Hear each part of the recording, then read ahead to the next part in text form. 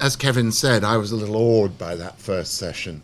I did feel like a prehistoric being brought back to listen to a much more sophisticated discussion of private financing. But I think that what we want to do in this session is basically, Kevin's word poverty, I expect, will be littered much more widely across the discussion this time, because I'm going to leave it to the speakers to elaborate on these points. But, you know, this was a very particular moment when these goals were formulated. It came on the back of an era when development assistance had been declining.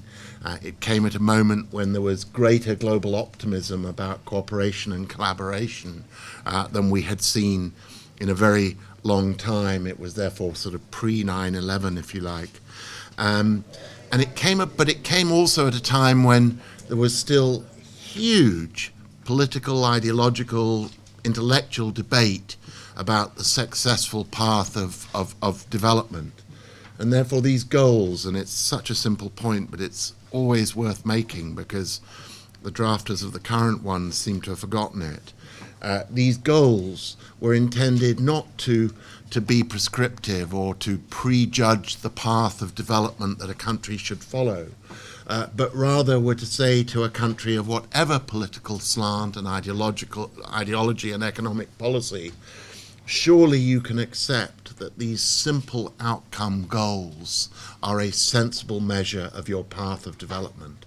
What kind of development is it if it's not reducing poverty, giving kids and their mothers a better life, preserving the environment in which people live?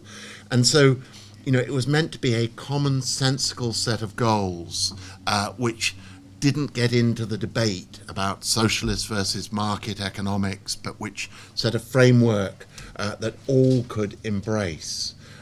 So it, in a sense, reflected a time of great optimism about how we could change the world, but a time which was still one of ideologically riven differences about economic systems and which ways to go with them, and actually ideologically riven differences which weren't just between countries, but were between the international organizations as well.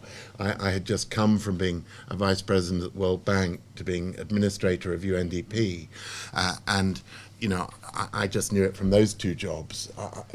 I led an organization which had a completely different view, captured in the term, the sort of the reports that it and UNICEF had put out on the criticizing the bank for its sort of austerity policies and for the whole Washington consensus.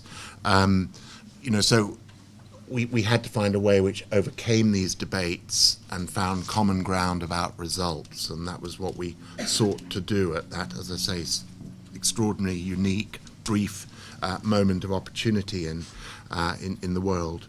But one of the key sort of actors at that time was Richard Manning in a leadership role at DFID, because DFID, under Claire Short's leadership, was one of the biggest sort of governmental allies for what we were trying to do here. Richard.